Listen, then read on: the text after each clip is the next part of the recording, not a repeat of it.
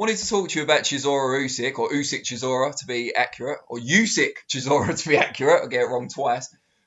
You've worked with Dereck before. Yeah. It looks a real tough ask for him on It is. paper. How do you assess it as a fight? I know Tony Bellew came out last week backing Chisora, or at least partially backing him. I wasn't entirely sure how convinced he was. No, listen, everybody knows it's a tough fight. You know, that stylistically, that's the worst sort of style for Dereck. You know, it really is. But we have questions about Usyk as well, because we don't know what he's like as a heavyweight. Sure. He had one fight, late replacement against Chaz Witherspoon. And what I will say is that when Witherspoon was cuffing him and was catching him, it didn't look like he liked it. It didn't look comfortable with the weight of the punches that were being landed on him, or it was taken on the gloves. He didn't actually look comfortable in there, like when you see him at cruiserweight and, you know, people are at his own sort of weight. So I do genuinely feel that he felt the weight of the shots. I'm not saying he got buzzed, he got anything like that, but I think maybe perhaps he thought, because don't forget, when you're wearing 18 and 20 ounce sparring gloves for heavyweights in sparring, it's very, very different. And also, when you know, you big head guards, I think Usyk uses the big bar and things like that. When they're getting it off these little tiny 10 ounce gloves on it up at heavyweight, it can be a bit of a shock. And the other thing as well, I'm not convinced about is the weight that Usyk's put on. Some people, when they put on weight, it doesn't suit the body. Usyk seems to have had a lot of injuries since he's moved to heavyweight. You know, fights being put back, this has happened, that's happened. And sometimes that can be a factor from, you know, getting stronger, you know, physically getting stronger, putting the weight on, doing it, you know, the weight training, things like that. But your tendons aren't getting stronger. Yeah. You know, and you can get quite a few injuries from putting weight on and then still trying to do the kind of same stuff that you did when you was lighter. It's like if you put on a load of weight and you usually do running at 10 stone, and then you go up to 12 stone and try and do the same running, your knees are going to be fucked. You know what I mean? That's why when I'm really fat, I just stop running. Stop running, yeah. But that's what you kind of like. What you have to do, you have to work around it.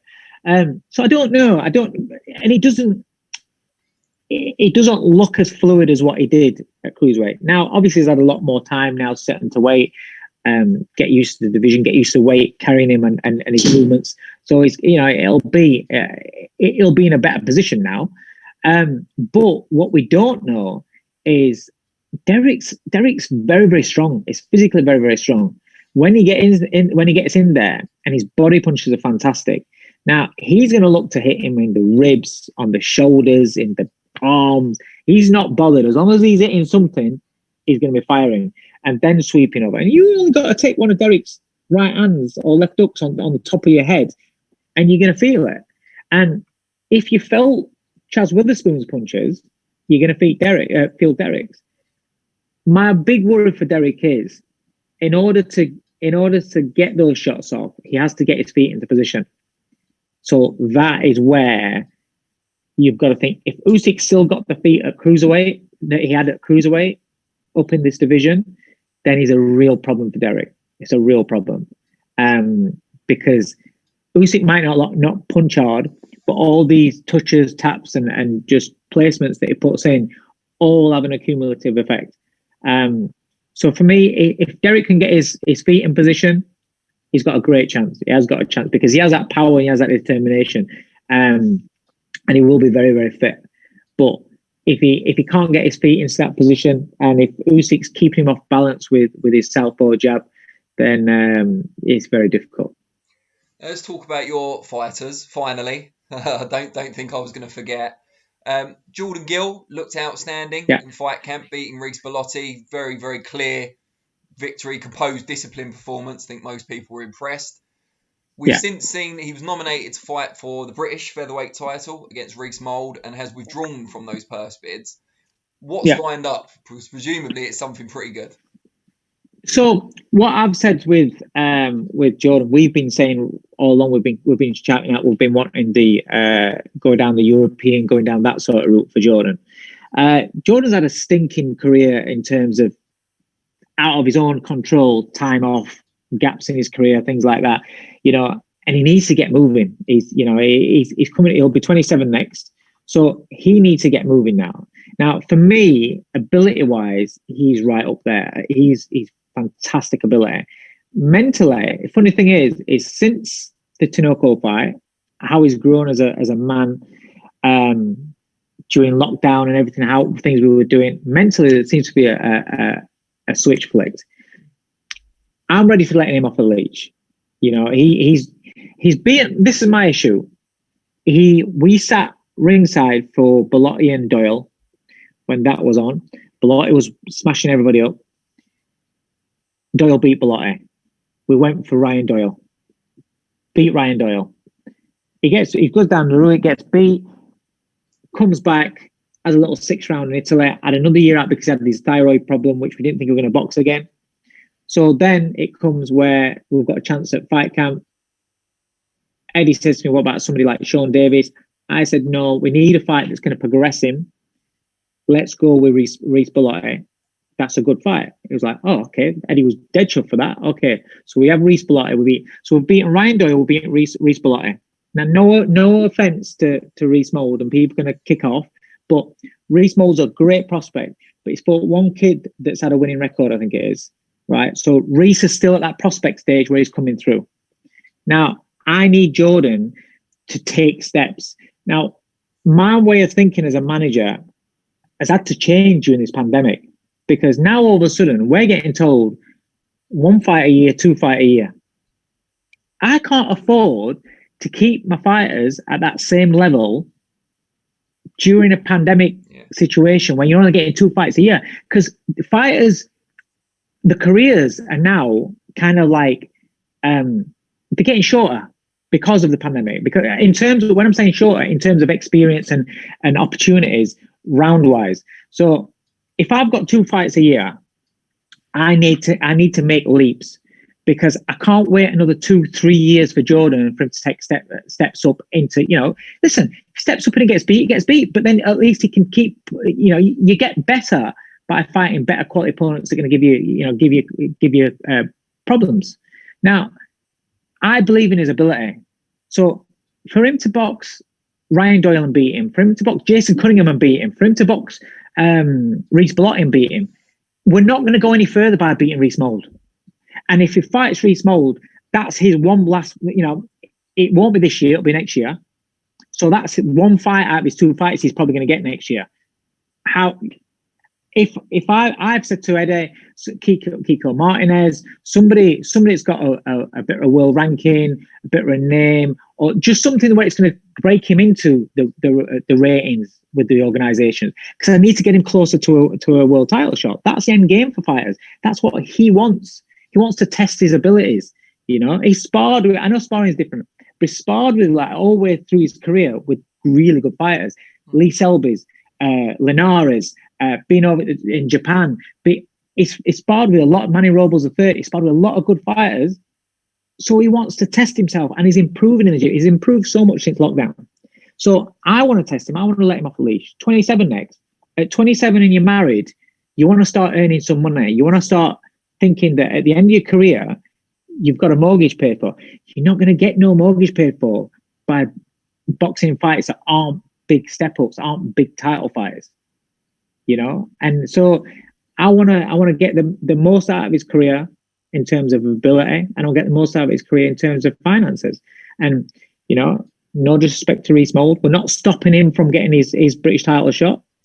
He's still got his British title shot, but that fit and that fight, if it's different, you've got someone like Jazza Dickens, who's a world ranked fighter. If he was British champion and we was mandated to fight him, that's different, because you're fighting for a British title and you're also getting steps right up in the rankings because Jazz is in front. So you're gaining something. It's like when these young prospects are shouting out, somebody that's up there on the verge of like Daniel Dubois shouting out Dillian White. Dillian's looking up there. Everybody's always looking to catch somebody up. But the guy that's up there, they're wanting to get to there. They're not going to go back. You're not going to look behind him. Do you know what I mean? So that's my reasoning, and and that's where we're looking at. And Eddie's already mentioned Kiko Martinez. We've been after that for quite a while. and we've been after this route for quite a while. So that's the same way. I didn't put Jordan forward for the British because we were going down that avenue. My train of thought's always been, because Lee Wood wants the British bad. He's always wanted the British. He's always said that. Like, when we did the golden contract, we thought that the British was going to be up for grabs, and if it was, Lee would have picked Ryan Walsh for the British because he wants a British title. But obviously it wasn't. Now Lee gets an opportunity to fight for the British. So it's, as a manager, both my fighters are getting opportunities, or going down the right avenue. So I've said to Eddie about Jordan, get him a big fight, a good fight. The plan was Belotti and then a title fight in December. That was a plan, but unfortunately, again, his luck did his hand. So he's only just started back punching with his right hand. 2 weeks. So realistically, Jordan will be out in the new year. You've got Jordan, who's obviously approaching his physical peak now. You've got Hopey Price just starting out on his pro journey, looking really good so far. What's happening with the McDonnell twins? I know Gavin's waiting on the Italian promoter, isn't he, for his European title shot?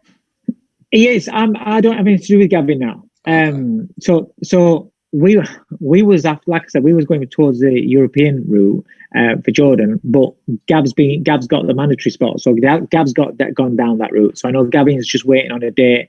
We're still friends, we still speak, So Gavin's waiting on a date for his European title fight, and Jamie's getting back into things. He's putting a period of training together. And then I'll be looking at getting him out as soon as he's ready. I just, keep speaking to him and saying, when are you ready? I think maybe, if you think, the problem is obviously when you're out for a long time, to then try, when there's a pandemic and there's limited shows and there's a big backlog of fighters, whether you get a fight before the end of the year or not, or you have to wait until the new batch of shows in the new year, it might be a case. So I'm just waiting to see what's happening with it. And they're your boxing prospects. What about the ones at home, Theo and Brooke? How are they getting on? Do you know what? Theo's doing really well. My kids, I'm really proud of them how they've handled all the lockdown and all the restrictions and things like that, and just things that, because there's a lot of fear out there. A lot of fear. You've seen it pumped in. The adults, you're talking about it, and they sounded like they're terrified. What's it doing to the kids? But I'm really proud of my kids that they're just getting about their life. They know what they can and what they can't do.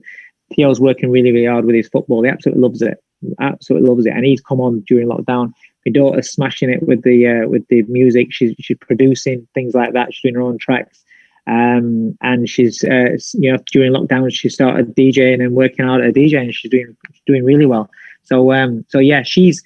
Thankfully now she's able to get back in the studio, so she's doing some stuff in the studio now. So all good, really good.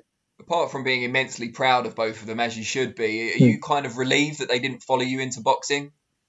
Oh God, yeah, I did everything I can to talk them out of it. Well, not Brooke, because I didn't have to with Brooke. She was never going to box, never. But Theo, yeah, I mean, he can fight. We do things in the house, and do a lot of physical stuff, do a lot of wrestling and things like that, as well as boxing, just fighting. So he can look after himself. But I've always told him about how tough boxing is, how hard it is, the lifestyle, things like that. But having said that, he spends a lot of time around Hopey and Jordan. I take him on training camps and things like that, just for the mentality, because Hopey and Jordan are young. They can relate to him, and he can see with them how they went a different path to the friends and have gone down that path, the sporting path, and done really well and been successful. And so he sees that as though, okay, I don't have to fall into the same things that my friends are doing.